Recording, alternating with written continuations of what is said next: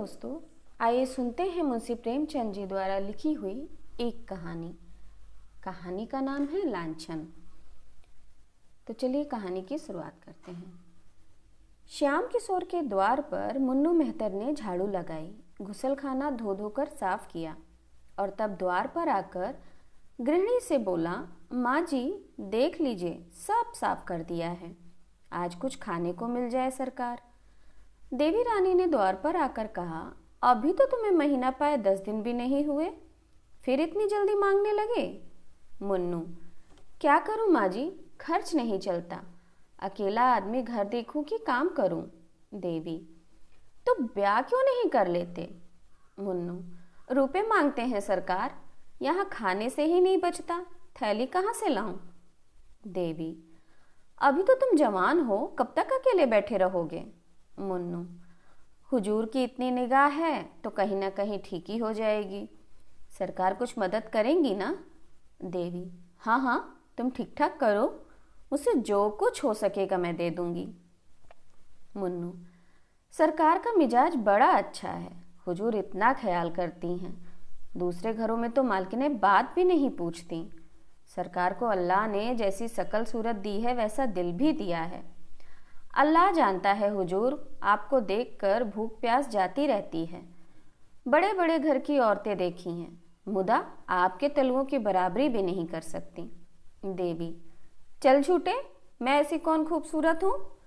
मुन्नू, अब सरकार से क्या कहूँ, बड़ी बड़ी खतरानियों को देखता हूँ, मगर गोरेपन के सिवा और कोई बात नहीं, उनमें यह नमक कहाँ सरकार। देवी, 1 रुपए में तुम्हारा काम चल जाएगा। मुन्नू, भला सरकार 2 रुपए दे देती। देवी, अच्छा ये लो और जाओ। मुन्नू, जाता हूँ सरकार, आप नाराज ना हो तो एक बात पूछूं। देवी, क्या पूछते हो, पूछो, मगर जल्दी, मुझे चूल्हा जलाना है। मुन्नू, तो सरकार जाएं, फिर कभी कहूँगा। देवी, नहीं नहीं, कहो क्या बात है, अभी कुछ ऐसी जल्दी नहीं है। मुन्नू, दाल मंडी में सरकार के कोई रहते हैं क्या। देवी, नहीं, यहाँ तो कोई नातेदार नहीं है। मुन्नू, तो कोई दोस्त होंगे, सरकार को अक्सर एक कोठे पर से उतरते देखता हूँ। देवी, दाल मंडी तो नाचने वालियों का मोहल्ला है। मुन्नू, हाँ सरकार, नाचने वाली बहुत हैं यहाँ, लेकिन सरकार तो सीधे साधे आदमी मालूम होते हैं, यहाँ रात को देर से तो नहीं आते। देवी, नहीं, शाम से पहले आ जाते हैं और फिर कहीं नहीं जाते, हाँ कभी कभी लाइब्रेरी अलबत्ता जाते हैं। मुन्नू, बस बस यही बात है हुजूर, मौका मिले तो इशारे से समझा दीजिएगा सरकार की रात को उधर से ना जाया करें। आदमी का दिल कितना ही साफ हो, लेकिन देखने वाले को तो शक होने लगता है ना। इतने में ही बाबू श्याम किशोर आ गए। मुन्नू ने उन्हें सलाम किया, बाल्टी उठाई और चलता हुआ। श्याम किशोर ने पूछा, मुन्नू क्या कह रहा था। देवी, कुछ नहीं, अपने दुखड़े रो रहा था, खाने को मांगता था, 2 रुपए दे दिए हैं, बातचीत बड़े ढंग से करता है। श्याम, तुम्हें तो बातें करने का मरज है, और कोई नहीं तो मेहतर ही सही, इस भूतने से ना जाने तुम कैसे बातें करती हो। देवी, मुझे उसकी सूरत से क्या करना है, गरीब आदमी है, अपना दुख सुनाने लगता है तो कैसे ना सुनूं। बाबू साहब ने बेले का गजरा रुमाल से निकाल देवी के गले में डाल दिया, किंतु देवी के मुख पर प्रसन्नता का कोई चिन्ह ना दिखाई दिया। तिरछी निगाहों देखकर बोली, आप आजकल दाल मंडी की सैर बहुत किया करते हैं। श्याम, कौन, मैं। देवी, जी हाँ तुम, मुझसे तो लाइब्रेरी का बहाना करके जाते हो और वहां जलसे होते हैं। श्याम, बिल्कुल झूठ, 16 आने झूठ, तुमसे कौन कहता था, ये मुन्नू। देवी, मुन्नू ने मुझसे कुछ नहीं कहा, पर मुझे तुम्हारी टोह मिलती रहती है। श्याम, तुम मेरी टोह मत लिया करो, शक करने से आदमी शक्की हो जाता है और तब बड़े बड़े अनर्थ हो जाते हैं। भला मैं दाल मंडी क्यों जाने लगा, तुमसे बढ़कर दाल मंडी में और कौन है, मैं तो तुम्हारी इन मद भरी आंखों का आशिक हूं, अगर अप्सरा भी सामने आ जाए तो भी आंख उठाकर ना देखूं। आज शारदा कहाँ है। देवी, नीचे खेलने चली गई है। श्याम, नीचे मत जाने दिया करो, इक्के मोटरे बग्घियां दौड़ती रहती हैं, ना जाने कब क्या हो जाए। आज ही अर्दली बाजार में एक वारदात हो गई, 3 लड़के एक साथ दब गए। देवी, 3 लड़के? बड़ा गजब हो गया। किसकी मोटर थी? श्याम, इसका अभी तक पता नहीं चला, ईश्वर जानता है। तुम्हें यह गजरा बहुत खिल रहा है। देवी, चलो बातें ना बनाओ।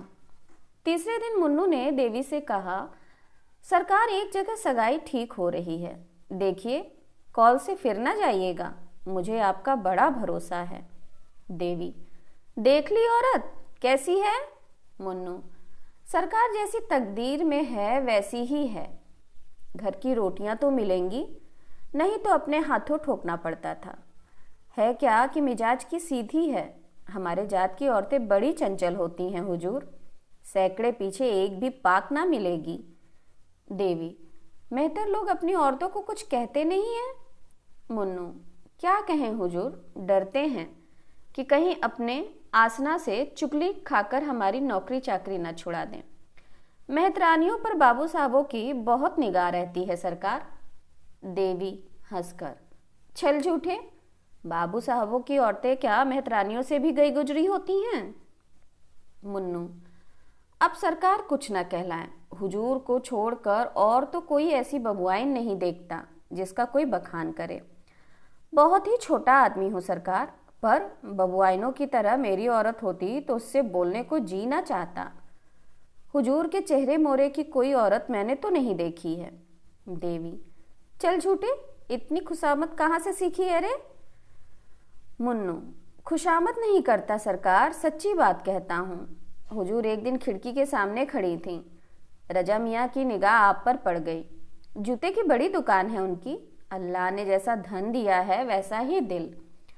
आपको देखते ही आंखें नीचे कर लीं। आज बातों बातों में हुजूर की सकल सूरत को सराहने लगे। मैंने कहा, जैसी सूरत है वैसा सरकार को अल्लाह ने दिल भी दिया है। देवी, अच्छा वो लंबा सा सांवले रंग का जवान है? मुन्नू, हाँ हुजूर वही।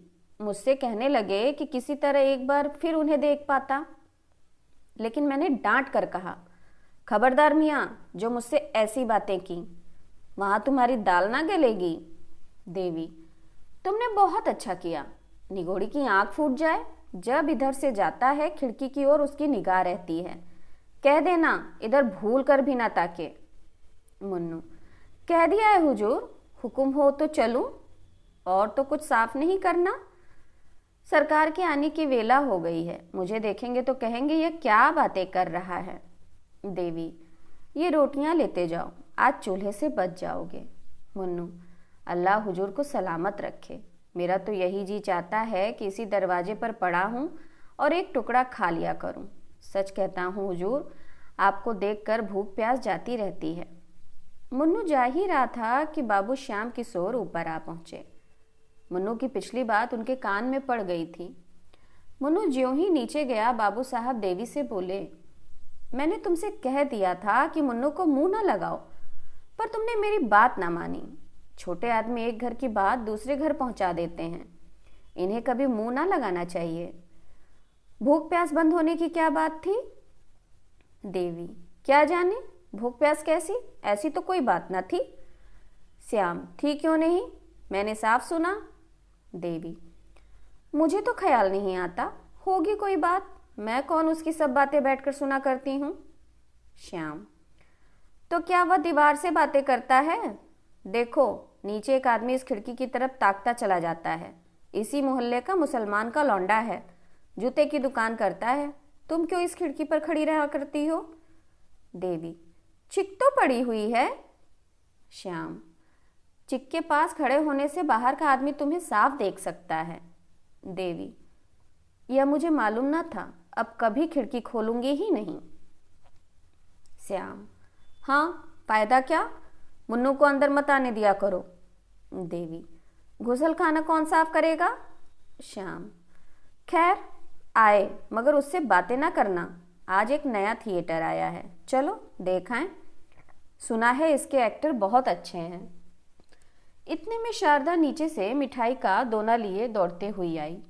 देवी ने पूछा, अरे यह मिठाई किसने दी है? शारदा, राजा भैया ने तो दी है, कहते थे तुमको अच्छे अच्छे खिलौने ला दूंगा। श्याम, राजा भैया कौन है? शारदा, वही तो हैं जो अभी इधर से गए हैं। श्याम, वही तो नहीं जो लंबा सा सांवले रंग का आदमी है? शारदा, हाँ हाँ वही वही, मैं अब उनके घर रोज जाऊंगी। देवी, क्या तू उसके घर गई थी? शारदा, वही तो गोद में उठा कर ले गए थे। श्याम, तू नीचे खेलने मत जाया कर, किसी दिन मोटर के नीचे दब जाएगी, देखती नहीं कितनी मोटरें आती रहती हैं। शारदा, राजा भैया कहते थे तुम्हें मोटर पर हवा खिलाने ले चलूंगा। श्याम, तुम बैठे बैठे क्या किया करती हो जो तुमसे एक लड़की की निगरानी भी नहीं हो सकती? देवी, इतनी बड़ी लड़की को संदूक में बंद करके नहीं रखा जा सकता। श्याम, तुम जवाब देने में तो बहुत तेज हो, ये मैं जानता हूं। ये क्यों नहीं कहती कि बातें करने से फुर्सत नहीं मिलती? देवी, बातें मैं किससे करती हूँ, यहाँ तो कोई पड़ोसिन भी नहीं है। श्याम, मुन्नू तो है। देवी ओंठ दबाकर, मुन्नू क्या मेरा कोई सगा है जिससे बैठी बातें किया करती हूँ? गरीब आदमी है, अपना दुख रोता है तो क्या कह दूं, मुझसे तो दुत्कारते नहीं बनता। श्याम, खैर खाना बना लो, 9 बजे तमाशा शुरू हो जाएगा, 7 बज गए हैं। देवी, तुम जाओ देख आओ, मैं ना जाऊंगी। श्याम, तुम ही तो महीनों से तमाशे की रट लगाई हुई थी, अब क्या हो गया? क्या तुमने कसम खा ली है कि यह बात जो बात कहेगा वो नहीं मानूंगी? देवी, जाने क्यों तुम्हारा ऐसा ख्याल है, मैं तो तुम्हारी इच्छा पाकर ही कोई काम करती हूँ। मेरे जाने से कुछ और पैसे खर्च हो जाएंगे और रुपए कम पड़ जाएंगे तो तुम मेरी जान खाने लगोगे, यही सोचकर मैंने कहा था। अब तुम कहते हो तो चली चलती हूँ, तमाशा देखना किसे बुरा लगता है। 9 बजे श्याम किशोर एक तांगे पर बैठकर देवी और शारदा के साथ थिएटर देखने चले। सड़क पर थोड़ी ही दूर गए थे कि पीछे से एक और तांगा आ पहुंचा। इस पर रजा बैठा हुआ था और उसके बगल में, हाँ उसके बगल में बैठा था मुन्नू मेहतर, जो बाबू साहब के घर में सफाई करता था। देवी ने उन दोनों को देखते ही सिर झुका लिया। उसे आश्चर्य हुआ कि रजा और मुन्नू में इतनी गाढ़ी मित्रता है कि रजा उसे तांगे पर बैठाकर सैर कराने ले जाता है। शारदा रजा को देखते ही बोल उठी, बाबूजी देखो वह राजा भैया आ रहे हैं। राजा भैया इधर देख, हम लोग तमाशा देखने जा रहे हैं। राजा ने मुस्कुरा दिया, मगर बाबू साहब मारे क्रोध के तिलमिला उठे। उन्हें ऐसा मालूम हुआ कि ये दुष्ट केवल मेरा पीछा करने के लिए आ रहे हैं। इन दोनों में जरूर सांठगांठ है, नहीं तो रजा मुन्नू के साथ क्यों होता। उनसे पीछा छुड़ाने के लिए उन्होंने तांगे वाले से कहा, और तेज ले चलो, देर हो रही है। तांगा तेज हो गया। रजा ने भी अपना तांगा तेज किया। बाबू साहब ने जब तांगे को धीमा करने को कहा तो रजा का भी तांगा धीमा हो गया। आखिर बाबू साहब ने झुंझलाकर कहा, तुम तांगे को छावनी की ओर ले चलो, हम थिएटर देखने नहीं जाएंगे। तांगे वाले ने उनकी ओर कुतूहल से देखा और तांगा फेर दिया। रजा का तांगा भी फिर गया। बाबू साहब को इतना क्रोध आ रहा था कि रजा को ललकारूं, पर डरते थे कि कहीं झगड़ा हो गया तो बहुत से आदमी जमा हो जाएंगे और व्यर्थ ही झेप होगी। लहू का घूंट पीकर रह गए। अपने ही ऊपर झुंझलाने लगे कि नाहक आया। क्या जानता था कि ये दोनों शैतान सिर पर सवार हो जाएंगे। मुन्नू को तो कल ही निकाल दूंगा। बारे रजा का तांगा कुछ दूर होकर दूसरी तरफ मुड़ गया और बाबू साहब का क्रोध कुछ शांत हुआ। किंतु अब थिएटर जाने का समय ना था। छावनी से घर लौट आए। देवी ने कोठे पर आकर कहा, मुफ्त में तांगे वाले को 2 रुपए देने पड़े। श्याम किशोर ने उसकी ओर रक्त शोषक दृष्टि से देखकर कहा, और मुन्नू से बातें करो और खिड़की पर खड़ी होकर अपनी छवि दिखाओ राजा को। तुम ना जाने क्या करने पर तुली हुई हो। देवी, ऐसी बातें मुंह से निकालते तुम्हें शर्म नहीं आती? तुम मेरा व्यर्थ ही अपमान करते हो। इसका फल अच्छा ना होगा। मैं किसी मर्द को तुम्हारे पैरों की धूल के बराबर भी नहीं समझती। उस अभागे मेहतर की क्या हकीकत है? तुम मुझे इतनी नीच समझते हो? श्याम, नहीं, मैं तुम्हें इतनी नीच नहीं समझता, मगर बेसमझ जरूर समझता हूँ। तुम्हें इस बदमाश को कभी मुंह ना लगाना चाहिए था। अब तो तुम्हें मालूम हो गया कि वह छटा हुआ शोहदा है, या अब भी कुछ शक है? देवी, मैं उसे कल ही निकाल दूंगी। मुंशी जी लेटे पर चित्त अशांत था। वह दिन भर दफ्तर में रहते थे, क्या जान सकते थे कि उनके पीछे देवी क्या करती है। वह यह जानते थे कि देवी पतिव्रता है, पर यह भी जानते थे कि अपनी छवि दिखाने का सुंदरियों को मरज होता है। देवी सुंदर बन ठन कर खिड़की पर खड़ी होती है और मोहल्ले के शोहदे उसको देखकर मन में ना जाने क्या क्या कल्पना करते होंगे। इस व्यापार को बंद कराना उन्हें अपने काबू से बाहर मालूम होता था। सोहदे वशीकरण की कला में निपुण होते हैं। ईश्वर ना करे इन बदमाशों की निगाह किसी भले घर की बहू बेटी पर पड़े। इनसे पिंड कैसे छुड़ाऊं? बहुत सोचने के बाद अंत में उन्होंने वह मकान छोड़ देने का निश्चय किया। इसके सिवा उनके पास दूसरा कोई उपाय न था। देवी से बोले, कहो तो ये घर छोड़ दूं? इन शोहदों के बीच में रहने से आबरू का बिगड़ने का भय है। देवी ने आपत्ति के भाव से कहा, जैसी तुम्हारी इच्छा। श्याम, आखिर तुम ही कोई उपाय बताओ। देवी, मैं कौन सा उपाय बताऊं और किस बात का उपाय? मुझे तो घर छोड़ने की कोई जरूरत नहीं मालूम होती। एक दो नहीं, लाख दो लाख शोहदे हों तो क्या? कुत्तों के भौंकने से भय भला कोई अपना मकान छोड़ देता है? श्याम, कभी कभी कुत्ते काट भी लेते हैं। देवी ने इसका कोई जवाब ना दिया और तर्क करने से पति की दुश्चिंताओं के बढ़ जाने का भय था। यह शक्की तो है ही, ना जाने उसका क्या आशय समझ बैठे। तीसरे ही दिन श्याम बाबू ने वह मकान छोड़ दिया। इस नए मकान में आने के एक सप्ताह पीछे एक दिन मुन्नू सिर पर पट्टी बांधे लाठी से टेकता हुआ आया और आवाज दी। देवी उसकी आवाज पहचान गई, पर उसे दुत्कारा नहीं, जाकर किवाड़ खोल दिए। पुराने घर के समाचार जानने के लिए उसका चित्त लालायित हो रहा था। मुन्नू ने अंदर आकर कहा, सरकार, जब से आपने वह मकान छोड़ दिया, कसम ले लीजिए जो उधर एक बार भी गया हूँ, उस घर को देखकर रोना आने लगता है। मेरा भी जी चाहता है कि इसी मोहल्ले में आऊं। पागलों की तरह इधर उधर मारा मारा फिरा करता हूँ। सरकार, किसी काम में जी नहीं लगता, बस हर घड़ी आप ही की याद आती रहती है। हुजूर जितनी परवरिश करती थी उतनी अब कौन करेगा? यह मकान तो बहुत छोटा है। देवी, तुम्हारे ही कारण तो वह मकान छोड़ना पड़ा। मुन्नू, मेरे कारण? मुझसे कौन सी खता हुई सरकार? देवी, तुम ही तो तांगे पर रजा के साथ बैठे मेरे पीछे पीछे आ रहे थे। ऐसे आदमी पर आदमी का शक होता ही है। मुन्नू, अरे सरकार, उस दिन की बात ना पूछिए। रजा मियाँ को एक वकील साहब से मिलने जाना था। वह छावनी में रहते थे, मुझे भी साथ बैठा लिया। उनका साइज कहीं गया हुआ था, हमारे लिहाज के आपके तांगे के आगे ना निकलते थे। सरकार उसे शोहदा कहती हैं। उसका सा भला आदमी मोहल्ले भर में नहीं है। 5 वक्त की नमाज पढ़ता है हुजूर, 30 रोजे रखता है। घर में बीवी बच्चे सभी मौजूद हैं। क्या मजाल कि किसी पर बदनिगाह हो? देवी, खैर होगा। तुम्हारे सिर पर पट्टी क्यों बंधी है?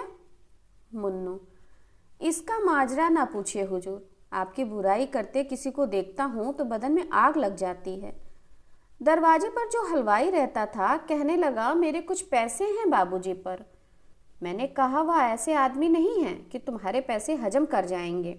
बस हुजूर, इसी बात पर तकरार हो गई। मैं तो दुकान के नीचे नाली धो रहा था, वो ऊपर से कूद कर आया और मुझे धकेल दिया। मैं बेखबर खड़ा था, चारों खाने चित्त सड़क पर गिर पड़ा। चोट तो आई, मगर मैंने भी दुकान के सामने बच्चा को इतनी गालियां सुनाई कि याद ही करते होंगे। अब घाव अच्छा हो रहा है हुजूर। देवी, राम राम, नाहक लड़ाई लेने गए? सीधी सी तो बात थी, कह देते तुम्हारे पैसे आते हैं तो जाकर मांग लाओ। हैं शहर ही में, दूसरे देश में तो नहीं भाग गए हैं? मुन्नू, हुजूर आपकी बुराई सुन के नहीं रहा जाता, फिर चाहे वह अपने घर का लाठ ही क्यों ना हो, भीड़ पड़ूंगा। वह महाजन होगा तो अपने घर का होगा, यहाँ कौन उसका दिया खाता है? देवी, उस घर में भी अभी कोई आया कि नहीं? मुन्नू, कई आदमी देखने आए हुजूर, मगर जहाँ आप रह चुकी हैं वहाँ अब दूसरा कौन रह सकता है? हम लोगों ने उन लोगों को भड़का दिया। रजा मियाँ तो हुजूर उसी दिन से खाना पीना छोड़े बैठे हैं, बिटिया को याद करके रोया करते हैं। हुजूर को हम गरीबों की याद काहे को आती होगी? देवी, याद क्यों नहीं आती? मैं आदमी नहीं हूँ? जानवर तक थान छूटने पर 2-4 दिन चारा नहीं खाते। ये लो पैसे, कुछ बाजार से खा लो, भूखे होगे। मुन्नू, हुजूर की दुआ से खाने की तंगी नहीं है। आदमी का दिल देखा जाता है हुजूर, पैसे की कौन बात है? आपका दिया तो खाते ही हैं। हुजूर का मिजाज ऐसा है कि आदमी बिना कौड़ी का गुलाम हो जाता है। तो अब चलूँगा हुजूर, बाबूजी आते होंगे, कहेंगे यह शैतान यहाँ फिर आ पहुँचा। देवी, अभी उनके आने में बड़ी देर है। मुन्नू, ओहो, एक बात तो भूल ही जाता था, रजा मियाँ ने बिटिया के लिए ये खिलौने दिए थे। बातों में ऐसा भूल गया कि इनकी सुध ही नहीं रही। कहाँ है बिटिया? देवी, अभी तो पाठशाला से नहीं आई, मगर इतने खिलौने लाने की क्या जरूरत थी? अरे, रजा ने तो गजब ही कर दिया। भेजना ही था तो 2-4 आने के खिलौने भेज देते। अकेली मेम 3-4 रुपए से कम की ना होगी। कुल मिलाकर 30-35 रुपए से कम के खिलौने नहीं होंगे। मुन्नू, क्या जाने सरकार, मैंने तो कभी खिलौने नहीं खरीदे। 30-35 रुपए के होंगे तो उनके लिए कौन सी बड़ी बात है। अकेली दुकान से 50 रुपए रोज की आमदनी है हुजूर। देवी, नहीं, इनको लौटा ले जाओ। इतने खिलौने लेकर वह क्या करेगी? मैं सिर्फ एक मेम रख लेती हूँ। मुन्नू, हुजूर, रजा मियाँ को बड़ा रंज होगा, मुझे तो जीता ही ना छोड़ेंगे।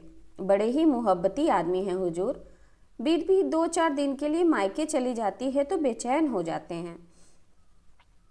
सहसा शारदा पाठशाला से आ गई और खिलौने देखते ही उस पर टूट पड़ी। देवी ने डांट कर कहा, क्या करती है, क्या करती है? मेम ले ले, और सब लेकर क्या करेगी? शारदा, मैं तो सब लूंगी। मेम को मोटर पे बैठाऊंगी, दौड़ाऊंगी, कुत्ता पीछे पीछे दौड़ेगा। इन बर्तनों में गुड़िया के लिए खाने बनाऊंगी। कहाँ से आए हैं अम्मा, बता दो। देवी, कहीं से नहीं आए हैं, मैंने देखने को मंगवाए थे, तो इनमें से कोई एक ले ले। शारदा, मैं सब लूंगी मेरी अम्मा। ना, सब ले लीजिए। कौन लाया है अम्मा? देवी, मुन्नू तुम खिलौने लेकर जाओ, सिर्फ एक मेम रहने दो। शारदा, कहाँ से लाए हो मुन्नू, बता दो। मुन्नू, तुम्हारे राजा भैया ने तुम्हारे लिए भेजे हैं। शारदा, राजा भैया ने भेजे हैं? ओहो, राजा भैया बड़े अच्छे हैं। कल अपनी सहेलियों को दिखाऊंगी, किसी के पास ऐसे खिलौने ना निकलेंगे। देवी, अच्छा मुन्नू, अब तुम जाओ, रजा मियाँ से कह देना फिर यहाँ खिलौने ना भेजें। मुन्नू चला गया तो देवी ने शारदा से कहा, ला बेटी, तेरे खिलौने रख दूं। बाबूजी देखेंगे तो बिगड़ेंगे और कहेंगे कि रजा मियाँ के खिलौने क्यों लिए। तोड़ तोड़ कर फेंक देंगे, भूल कर भी उनसे खिलौनों की चर्चा ना करना। शारदा, हाँ अम्मा, रख दो, बाबूजी तोड़ देंगे। देवी, उनसे कभी मत कहना कि राजा भैया ने खिलौने भेजे हैं, नहीं तो बाबूजी राजा भैया को मारेंगे और तुम्हारे कान भी काट लेंगे। कहेंगे लड़की भिखमंगी है, सबसे खिलौने मांगती फिरती है। शारदा, हाँ अम्मा, रख दो, बाबूजी तोड़ देंगे। इतने में बाबू श्याम किशोर भी दफ्तर से आ गए। भौएं चढ़ी हुई थीं। आते ही बोले, वह शैतान मुन्नू इस मोहल्ले में भी आने लगा, मैंने आज उसे देखा, क्या यहाँ भी आया था? देवी ने हिचकिचाते हुए कहा, हाँ आया तो था। श्याम, और तुमने आने दिया? मैंने मना किया था कि उसे कभी अंदर कदम ना रखने देना। देवी, आकर द्वार खटखटाने लगा तो क्या करती? श्याम, उसके साथ वह शोहदा भी रहा होगा। देवी, उसके साथ और कोई नहीं था। श्याम, तुमने आज भी ना कहा होगा यहाँ मत आया करो। देवी, मुझे तो इतना ख्याल ना आया, और अब वह यहाँ क्या करने आएगा? श्याम, जो करने आज आया था वही करने फिर आएगा। तुम मेरे मुंह में कालिक लगाने पर तुली हुई हो। देवी ने क्रोध से ऐंठ कर कहा, मुझसे तुम ऐसी ऊट पटांग बातें मत किया करो, समझ गए? तुम्हें ऐसी बातें मुंह से निकालते शर्म भी नहीं आती? एक बार पहले भी तुमने कुछ ऐसी ही बातें कही थी, आज फिर तुम वही बातें कर रहे हो। अगर तीसरी बार ये शब्द मैंने सुने तो नतीजा बुरा होगा, इतना कह देती हूँ। तुमने मुझे कोई वेश्या समझ लिया है? श्याम, मैं नहीं चाहता कि वो मेरे घर आए। देवी, तुम मना क्यों नहीं कर देते? मैं तुम्हें कौन रोकती हूँ? श्याम, तुम क्यों नहीं मना कर देती? देवी, तुम्हें कहते क्या शर्म आती है? श्याम, मेरा मना करना व्यर्थ है। मेरे मना करने पर भी तुम्हारी इच्छा पाकर उसका आना जाना होता रहेगा। देवी ने ओठ चबाकर कहा, अच्छा, अगर वो आता ही रहे तो क्या हानि है? मेहतर सभी घरों में आया जाया करते हैं। श्याम, अगर मैंने मुन्नू को कभी अपने द्वार पर फिर देखा तो तुम्हारी कुशल नहीं, इतना समझाए देता हूँ। यह कहते हुए श्याम किशोर नीचे चले गए और देवी स्तंभित खड़ी रह गई। तब उसका हृदय इस अपमान, लांछन और अविश्वास के आघात से पीड़ित हो उठा। वह फूट फूट कर रोने लगी। उसको सबसे बड़ी चोट जिस बात से लगी वह यह थी कि मेरे पति मुझे इतनी नीच, इतनी निर्लज्ज समझते हैं। जो काम वेश्या भी ना करेगी उसका संदेह मुझ पर कर रहे हैं। श्याम किशोर के आते ही शारदा अपने खिलौने उठाकर भाग गई थी कि कहीं बाबूजी तोड़ ना डालें। नीचे जाकर वह सोचने लगी कि इन्हें कहाँ छिपा कर रखूं। वह इसी सोच में थी कि उसकी एक सहेली आंगन में आ गई। शारदा उसे अपने खिलौने दिखाने के लिए आतुर हो गई। इस प्रलोभन को वह किसी तरह न रोक सकी। अभी तो बाबूजी ऊपर हैं, कौन इतनी जल्दी आ जाते हैं? तब तक क्यों ना सहेली को अपने खिलौने दिखा दूं? उसने सहेली को बुला लिया और दोनों नए खिलौने देखने में मग्न हो गईं कि बाबू श्याम किशोर के नीचे आने की भी उन्हें खबर ना हुई। श्याम किशोर खिलौने देखते ही झपट कर शारदा के पास जा पहुंचे और पूछा, तूने ये खिलौने कहाँ पाए? शारदा की तो घिग्गी बन गई, मारे भय के थर थर कांपने लगी। मुंह से एक शब्द भी ना निकला। श्याम किशोर ने फिर गरज कर पूछा, बोलती क्यों नहीं? तुझे किसने खिलौने दिए? शारदा रोने लगी। तब श्याम किशोर ने उसे फुसला कर कहा, रो मत, हम तुझे मारेंगे नहीं। तुझसे इतना ही पूछते हैं, तूने ऐसे सुंदर खिलौने कहाँ पाए? इस तरह 2-4 बार दिलासा देने से शारदा को कुछ धैर्य बंधा। उसने सारी कथा कह सुनाई। हाँ, अनर्थ। इससे कहीं अच्छा होता कि शारदा मौन ही रहती। उसका गूंगी हो जाना भी इससे अच्छा था। देवी कोई बहाना करके बला सिर से टाल देती, पर होनहार को कौन टाल सकता है? श्याम किशोर के रोम रोम से ज्वाला निकलने लगी। खिलौने वही छोड़कर वह धम धम करते ऊपर गए और देवी के कंधों को दोनों हाथों से झंझोड़ कर बोले, तुम्हें इस घर में रहना है या नहीं? साफ साफ कह दो। देवी अभी तक खड़ी सिसकियां ले रही थी। यह निर्मम प्रश्न सुनकर उसके आंसू गायब हो गए। किसी भारी विपत्ति की आशंका ने इस हल्के से आघात को भुला दिया। जैसे घातक की तलवार देखकर कोई प्राणी रोग शैया से उठकर भागे। श्याम किशोर की ओर भयातुर नेत्रों से देखा, पर मुंह से कुछ ना बोली। उसका एक एक रोम मौन भाषा में पूछ रहा था, इस प्रश्न का क्या मतलब है? श्याम किशोर ने फिर कहा, तुम्हारी जो इच्छा हो साफ साफ कह दो। अगर मेरे साथ रहते रहते तुम्हारा जी ऊब गया हो तो तुम्हें अख्तियार है। मैं तुम्हें कैद करके नहीं रखना चाहता। मेरे साथ तुम्हें छल कपट करने की जरूरत नहीं है। मैं सहर्ष तुम्हें विदा करने को तैयार हूं। जब तुमने मन में एक बात निश्चय कर ली तो मैंने भी निश्चय कर लिया। तुम इस घर में अब नहीं रह सकती, रहने के योग्य नहीं हो। देवी ने आवाज संभाल कर कहा, तुम्हें आजकल क्या हो गया है जो हर वक्त जहर उगलते रहते हो? अगर मुझसे जी ऊब गया है तो जहर दे दो। जला जला कर क्यों जान मारते हो? मेहतर से बातें करना तो ऐसा अपराध ना था। जब उसने आकर पुकारा तो मैंने द्वार खोल दिया। अगर मैं जानती कि जरा सी बात का बतंगड़ हो जाएगा तो उसे दूर से ही धुतकार देती। श्याम, जी चाहता है तालू से जबान खींच लूं। बातें होने लगी, इशारे होने लगे, तोहफे आने लगे, अब बाकी क्या है? देवी, क्यों नाहक घाव पर नमक छिड़कते हो? एक अबला की जान लेकर कुछ पाओगे नहीं। श्याम, मैं झूठ कहता हूँ? देवी, हाँ, झूठ कहते हो। श्याम, ये खिलौने कहाँ से आए? देवी का कलेजा धक से हो गया। काटो तो बदन में लहू नहीं, समझ गई इस वक्त ग्रह बिगड़े हुए हैं। सर्वनाश के सभी संयोग मिलते जाते हैं। ये निगोड़े खिलौने ना जाने किस बुरी साइत में आए। मैंने लिए ही क्यों? उसी वक्त लौटा क्यों ना दिया? बात बनाकर बोली, आग लगे वही खिलौने तोहफे हो गए। बच्चों को कोई कैसे रोके, किसी की मानते हैं? कहती रही मत ले, मगर ना मानी तो मैं क्या करती? हाँ, यह जानती कि इन खिलौनों पर मेरी जान मारी जाएगी तो जबरदस्ती छीन कर फेंक देती। श्याम, इनके साथ और कौन कौन सी चीजें आई हैं? भला चाहती हो तो अभी अभी दिखाओ। देवी, जो कुछ आया होगा इसी घर में ही होगा। देख क्यों नहीं लेते? इतना बड़ा घर भी नहीं है कि 4 दिन देखने में लगे। श्याम, मुझे इतनी फुर्सत नहीं है। खैरियत इसी में है कि जो चीज़ें आई हों लाकर मेरे सामने रख दो। यह तो हो ही नहीं सकता कि लड़की के लिए खिलौने आए और तुम्हारे लिए कोई सौगात ना आए। तुम भरी गंगा में भी कसम खाओ तो मैं तुम पर विश्वास ना करूँगा। देवी, तो घर में देख क्यों नहीं लेते? श्याम किशोर ने घूंसा तान कर कहा। कह दिया, मुझे फुर्सत नहीं है। सीधे से सारी चीज़ें लाकर रख दो, नहीं तो इसी दम गला दबाकर मार डालूंगा।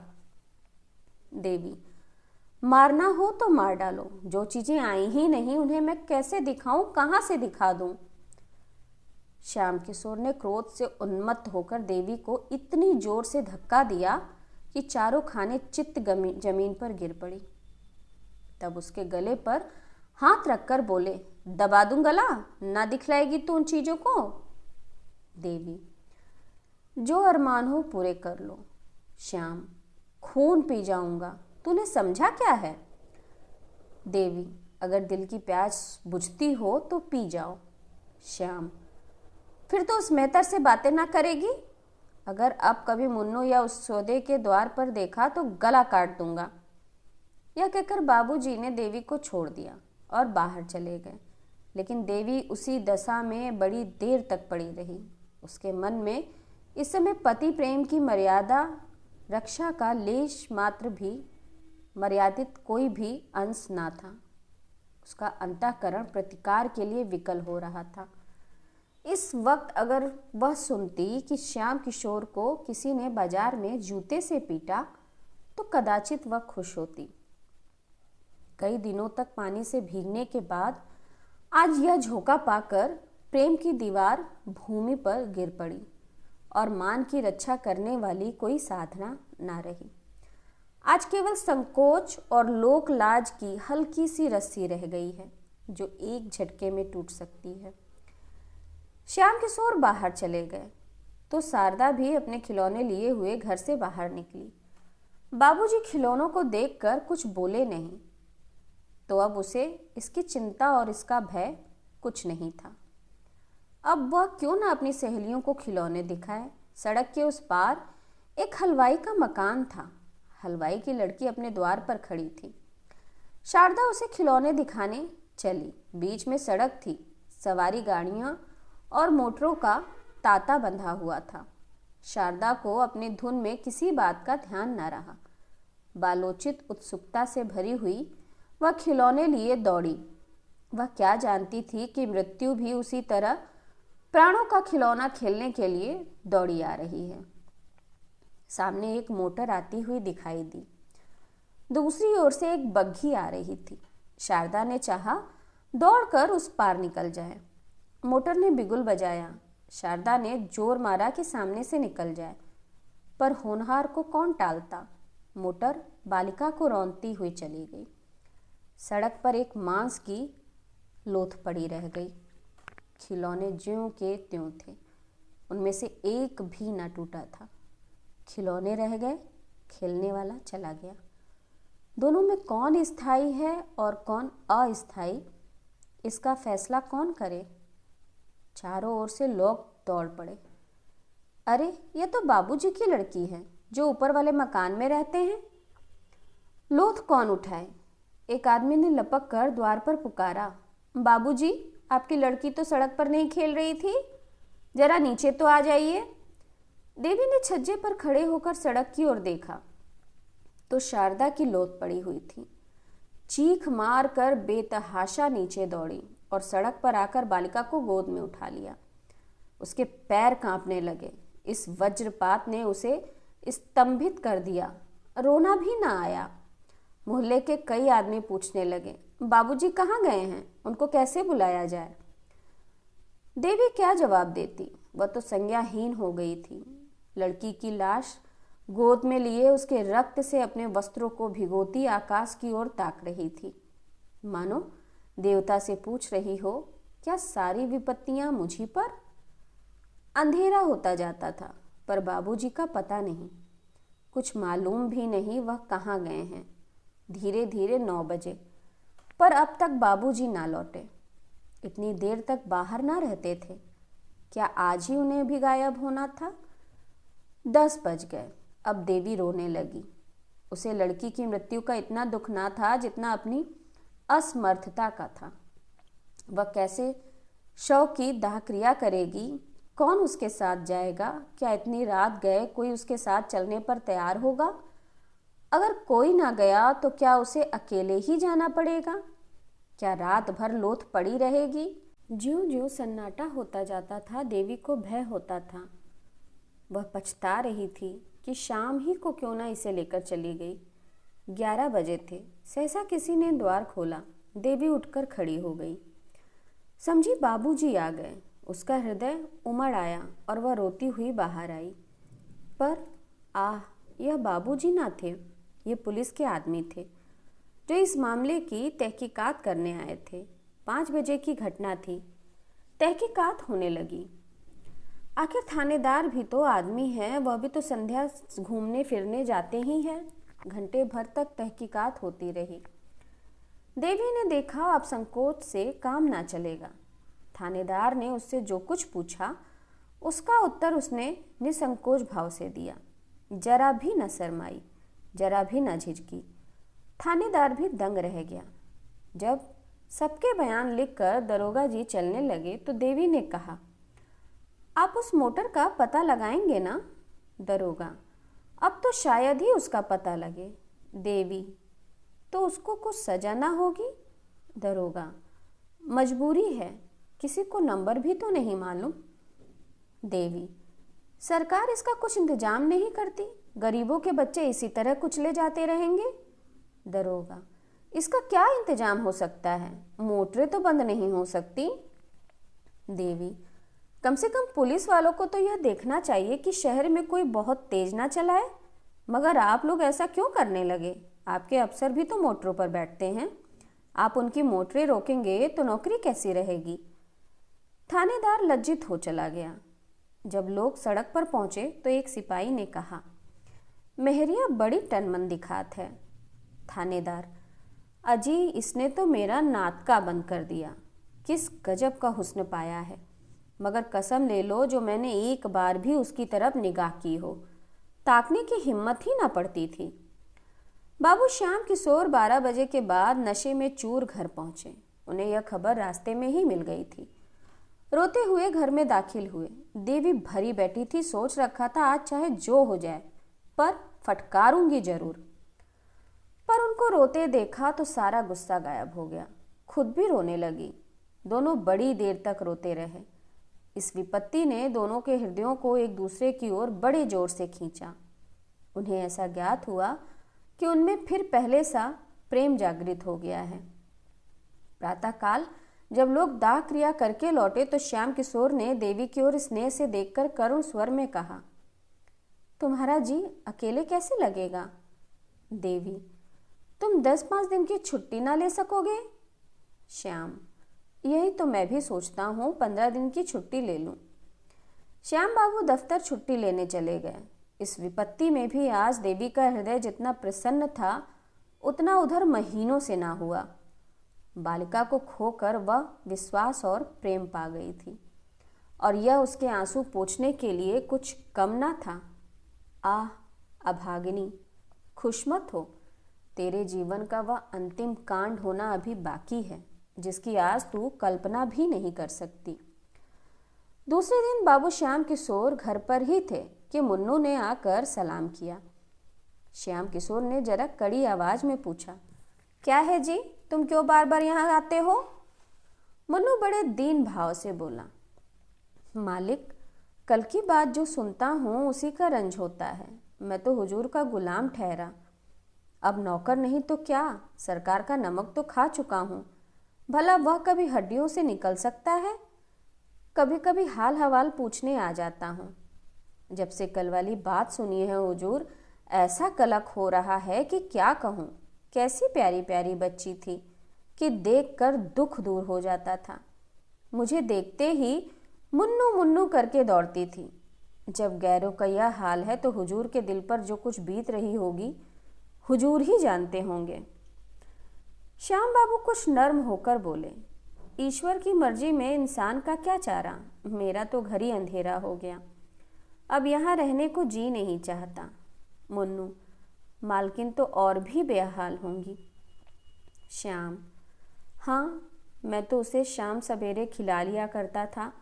माँ तो दिन भर साथ रहती थी। मैं तो काम धंधों में भूल भी जाऊंगा, वह कहाँ भूल सकती है, उनको तो सारी जिंदगी का रोना है। पति को मुन्नू से बातें करते देखकर देवी ने कोठे पर से आंगन की ओर देखा। मुन्नू को देखकर उसकी आंखों में बेअख्तियार आंसू भर आए। बोली, मुन्नू, मैं तो लुट गई। मुन्नू, हुजूर अब सब्र कीजिए, रोने धोने से क्या फ़ायदा। यही सब अंधेर देखकर तो कभी कभी अल्लाह मियाँ को जालिम कहना पड़ता है। जो बेईमान हैं, दूसरों का गला काटते फिरते हैं, उनसे अल्लाह मियाँ भी डरते हैं। जो सीधे और सच्चे हैं उन्हीं पर आफत आती है। मुन्नू देवी को दिलासा देता रहा। श्याम बाबू भी उसकी बातों का समर्थन करते जाते थे। जब वह चला गया तो बाबू साहब ने कहा, आदमी तो कुछ बुरा नहीं मालूम होता। देवी ने कहा, मोहब्बती आदमी है, रंज ना होता तो यहाँ क्यों आता। 15 दिन गुजर गए। बाबू साहब फिर दफ्तर जाने लगे। मुन्नू इस बीच में फिर कभी ना आया। अब तक तो देवी का दिन पति से बातें करने में कट जाता था, लेकिन अब उनके चले जाने पर उसे बार बार शारदा की याद आती। प्रायः सारा दिन रोते ही कटता था। मोहल्ले की 2-4 नीच जाति की औरतें आती थीं, लेकिन देवी का उनसे मन न मिलता था। वे झूठी सहानुभूति दिखाकर देवी से कुछ ऐंठना चाहती थीं। एक दिन कोई 4 बजे मुन्नू फिर आया और आंगन में खड़ा होकर बोला, मालकिन, मैं हूँ मुन्नू, जरा नीचे आ जाइएगा। देवी ने ऊपर से ही पूछा, क्या काम है, कहो तो। मुन्नू, जरा आइए तो। देवी नीचे आई तो मुन्नू ने कहा, रजा मियाँ बाहर खड़े हैं और हुजूर से मातम पुरसी करते हैं। देवी ने कहा, जाकर कह दो, ईश्वर की जो मर्जी थी वह हुई। रजा दरवाजे पर खड़ा था। ये बातें उसने साफ सुनी। बाहर ही से बोला, खुदा जानता है, जब से यह खबर सुनी है दिल के टुकड़े हुए जाते हैं। मेरा जरा दिल्ली चला गया था, आज ही लौट कर आया हूँ। अगर मेरी मौजूदगी में यह वारदात होती तो मैं चुप नहीं रह सकता था, मगर मोटर वाले को बिना सजा कराए ना छोड़ता, चाहे वह किसी राजा की ही मोटर क्यों ना होती। सारा शहर छान डालता। बाबू साहब चुपके होके बैठे रहे, यह भी कोई बात है। मोटर चलाकर क्या कोई किसी की जान ले लेगा। फूल सी मासूम बच्ची को जालिमों ने मार डाला। हाय, अब कौन मुझे राजा भैया कहकर पुकारेगा। खुदा की कसम, उसके लिए दिल्ली से टोकरी भर खिलौने ले आया हूँ।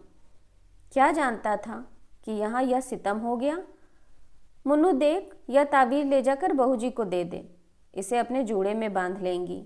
खुदा ने चाहा तो उन्हें किसी तरह की दहशत या खटका ना रहेगा।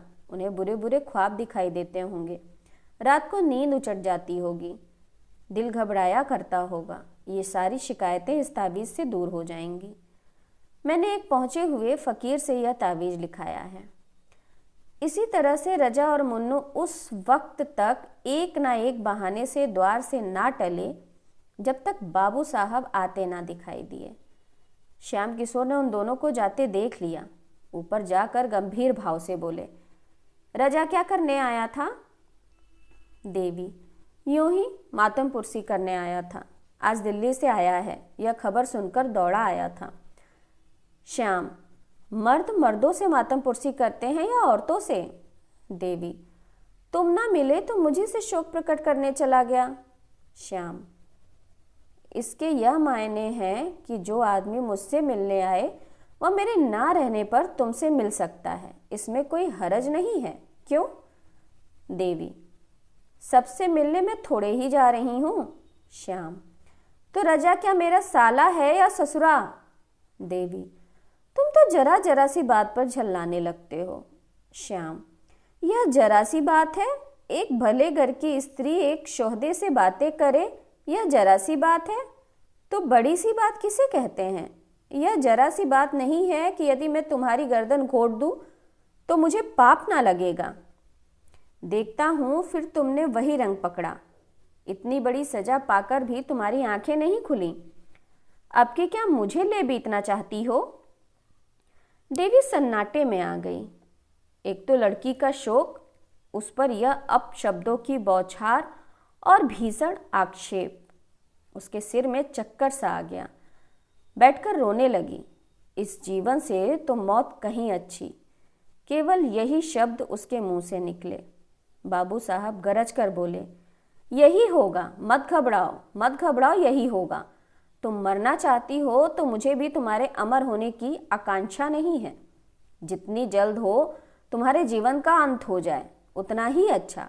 कुल में कलंक तो ना लगेगा। देवी ने सिसकियां लेते हुए कहा, क्यों एक अबला पर इतना अन्याय करते हो?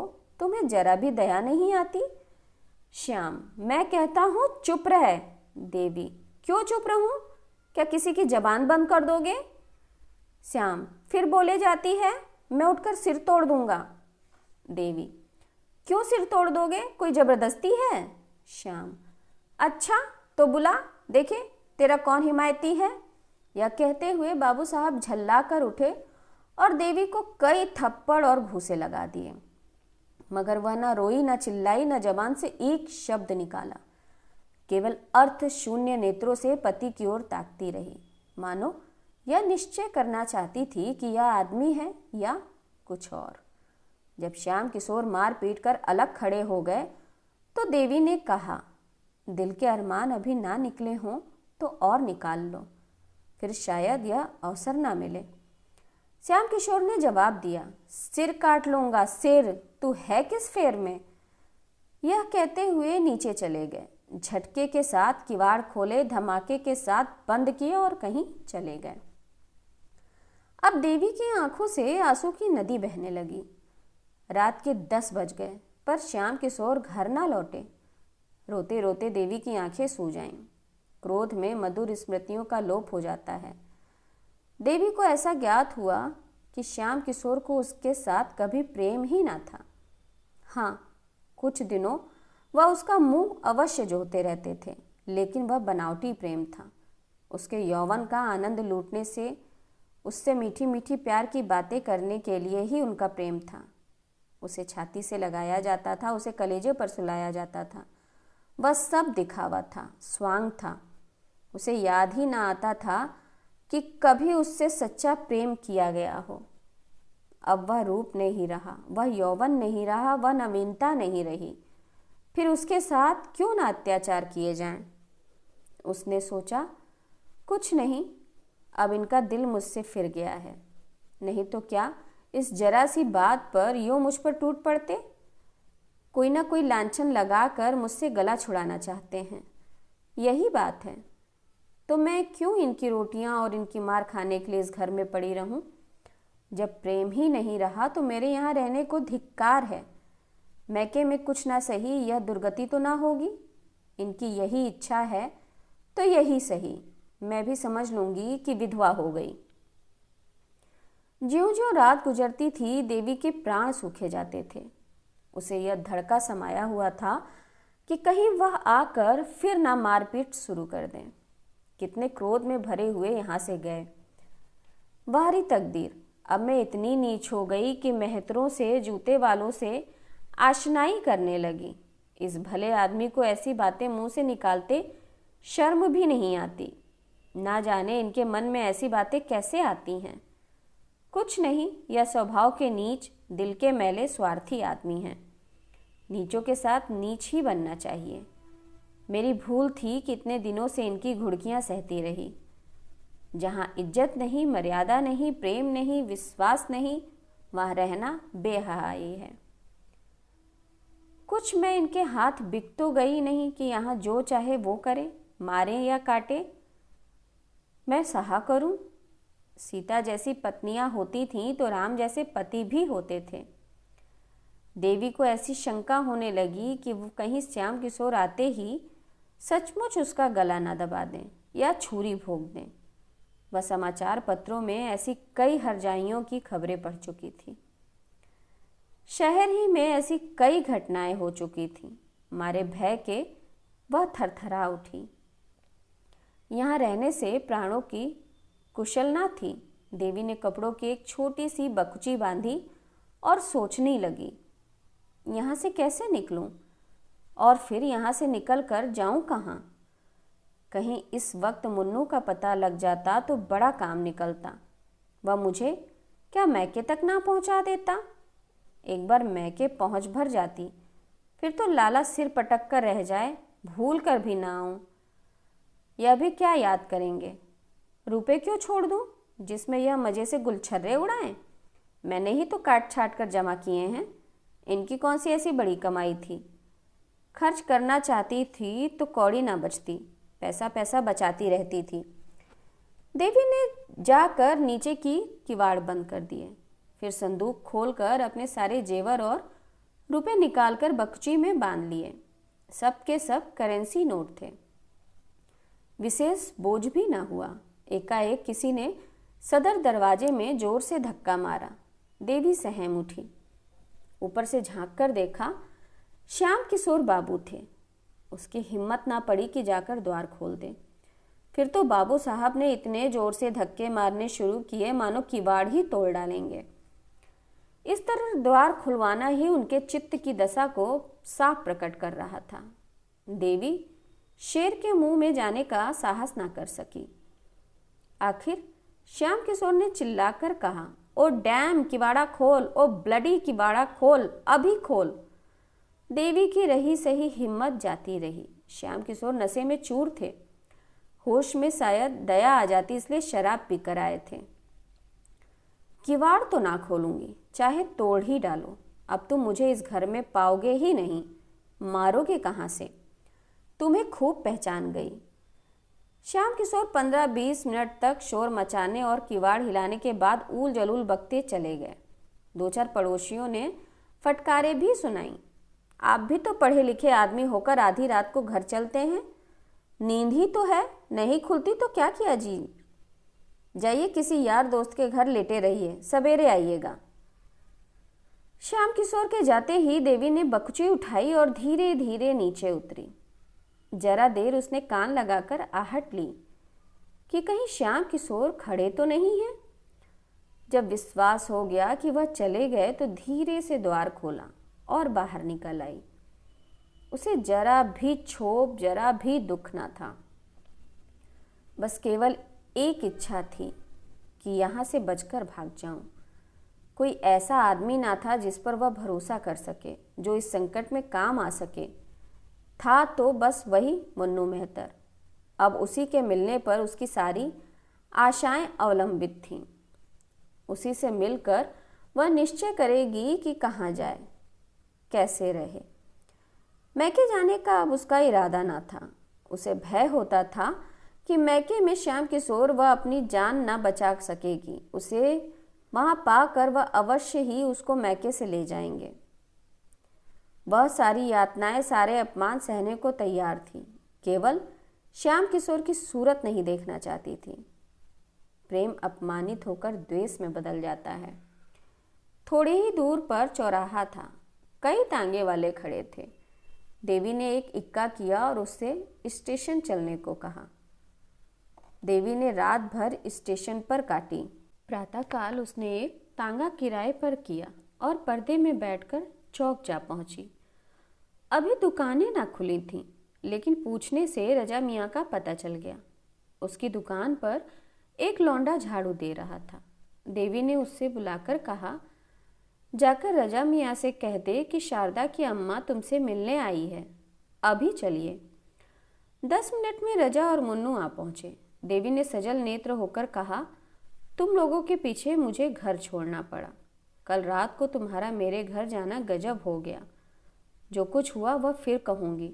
मुझे कहीं एक घर दिला दो, घर ऐसा हो कि बाबू साहब को मेरा पता ना मिले, नहीं तो वह मुझे जीता ना छोड़ेंगे।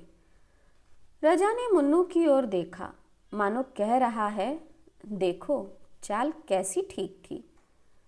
देवी से बोला, आप परेशान ना हो, ऐसा घर दिला दूंगा कि बाबू साहब के बाबा साहब को भी पता ना चलेगा।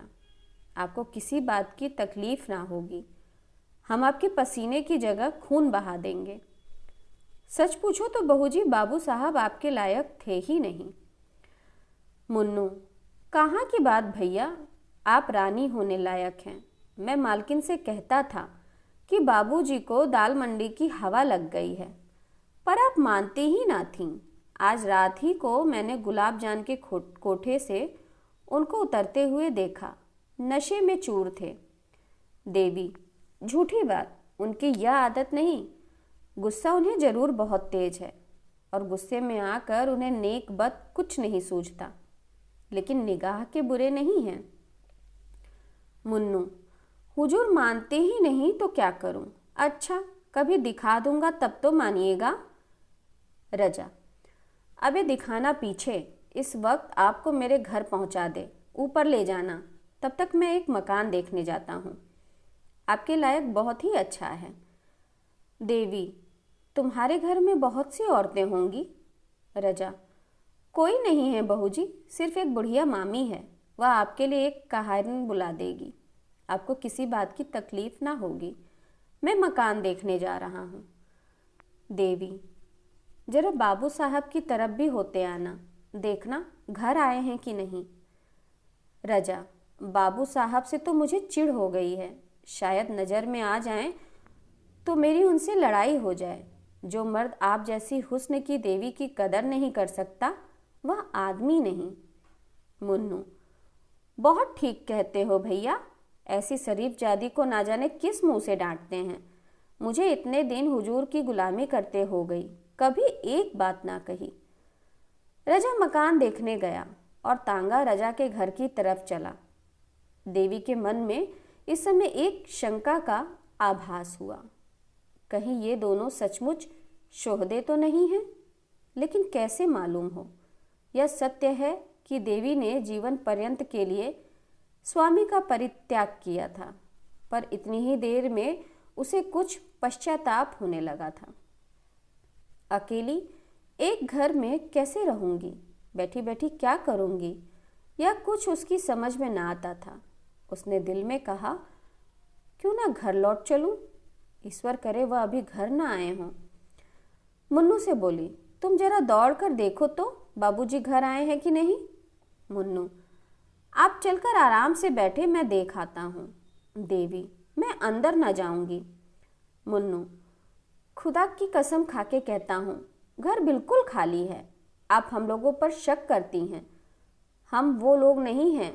आपका हुक्म पाए तो आग में कूद पड़े।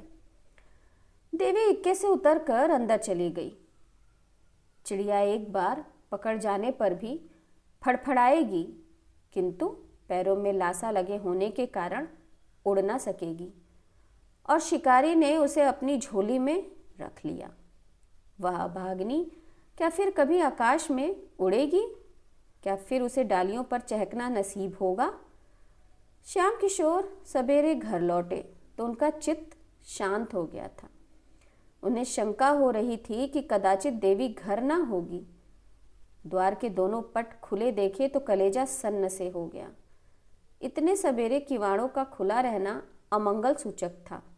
एक क्षण द्वार पर खड़े होकर अंदर की आहट ली। कोई आवाज न सुनाई दी। आंगन में गए, वहां भी सन्नाटा, ऊपर चारों तरफ सूना। घर काटने को दौड़ रहा था। श्याम किशोर ने अब जरा सतर्क होकर देखना शुरू किया। संदूक में रुपए नदारद, गहने का संदूक भी खाली। अब क्या भ्रम हो सकता था? कोई गंगा स्नान के लिए जाता है तो घर के रुपए नहीं उठा ले जाता। वह चली गई। अब इसमें लेश मात्र भी संदेह नहीं था। यह भी मालूम था कि वह कहाँ गई है। शायद इसी वक्त लपक कर जाने से वह वापस भी लाई जा सकती है, लेकिन दुनिया क्या कहेगी? श्याम किशोर ने अब चारपाई पर बैठकर ठंडे दिल से इस घटना की विवेचना शुरू की। इसमें तो संदेह ना था कि रजा और उसके पिट्ठू मुन्नू ने ही बहकाया है। आखिर बाबूजी का कर्तव्य क्या था? उन्होंने वह पुराना मकान छोड़ दिया, देवी को बार बार समझाया। इसके उपरांत वह क्या कर सकते थे? क्या मारना अनुचित था? अगर एक क्षण के लिए अनुचित ही मान लिया जाए तो क्या देवी को इसी तरह घर से निकल जाना चाहिए था? कोई दूसरी स्त्री जिसके हृदय में पहले ही से विष ना भर गया हो, केवल मार खाकर घर से निकल जाती? अवश्य ही देवी का हृदय कलुषित हो गया है। बाबू साहब ने फिर सोचा, अभी जरा देर में मेहरी आएगी। वह देवी को घर में ना देखकर पूछेगी तो क्या जवाब दूंगा? दम के दम में सारे मोहल्ले में यह खबर फैल जाएगी। हाय भगवान, क्या करूं? श्याम किशोर के मन में इस वक्त जरा भी पश्चाताप, जरा भी दया ना थी। अगर देवी किसी तरह उन्हें मिल सकती तो वह उसकी हत्या कर डालने में जरा भी पशोपेश न करते। उसका घर से निकल जाना, चाहे आवेश के सिवा उसका और कोई कारण ना हो, उनकी निगाह में अक्षम्य था। क्रोध बहुधा विरक्ति का रूप धारण कर लिया करता है। श्याम किशोर को संसार से घृणा हो गई। जब अपनी पत्नी ही दगा कर जाए तो किसी से क्या आशा रखी जा सकती है? जिस स्त्री के लिए हम जीते भी हैं और मरते भी, जिसको सुखी रखने के लिए हम अपने प्राणों का बलिदान कर देते हैं, जब वह अपनी ना हुई तो फिर दूसरा कौन हो सकता है अपना? इसी स्त्री को प्रसन्न रखने के लिए उन्होंने क्या नहीं किया। घर वालों से लड़ाई की, भाइयों से नाता तोड़ा, यहाँ तक कि वे अब उनकी सूरत भी नहीं देखना चाहते। उसकी कोई ऐसी इच्छा ना थी जो उन्होंने पूरा ना किया हो। उसका जरा सा भी सिर दुखता था तो उनके हाथों के तोते उड़ जाते थे। रात की रात उसकी सेवा में बैठे रहते थे। वही स्त्री आज उनसे दगा कर गई। केवल एक गुंडे के बहकाने में आकर उनके मुंह पर कालिक लगा गई। गुंडों पर इल्जाम लगाना तो एक प्रकार से मन को समझाना है। जिसके दिल में खोट ना हो उसे कोई क्या बहका सकता है? जब इस स्त्री ने धोखा दे दिया तो फिर समझना चाहिए कि संसार में प्रेम और विश्वास का अस्तित्व ही नहीं है। यह केवल भावुक प्राणियों की कल्पना मात्र है। ऐसे संसार में रहकर दुख और दुराशा के सिवा और क्या मिलता है? हाँ दुष्टा, ले आज से तू स्वतंत्र है, जो चाहे कर। अब कोई तेरा हाथ पकड़ने वाला नहीं रहा। जिसे तू प्रियतम कहते नहीं थकती थी, उसके साथ तूने यह कुटिल व्यवहार किया। चाहूं तो तुझे अदालत में घसीट कर इस पाप का दंड दे सकता हूं, मगर क्या फायदा? इसका फल तुझे ईश्वर देंगे। श्याम किशोर चुपचाप नीचे उतरे, ना किसी से कुछ कहा ना सुना। द्वार खुले छोड़ दिए और गंगा तट की ओर चले। तो कहानी यहीं समाप्त होती है। नमस्कार। आप लोगों से एक विनम्र अनुरोध कि मेरे चैनल को लाइक करिए, शेयर करिए, सब्सक्राइब करिए। नमस्ते।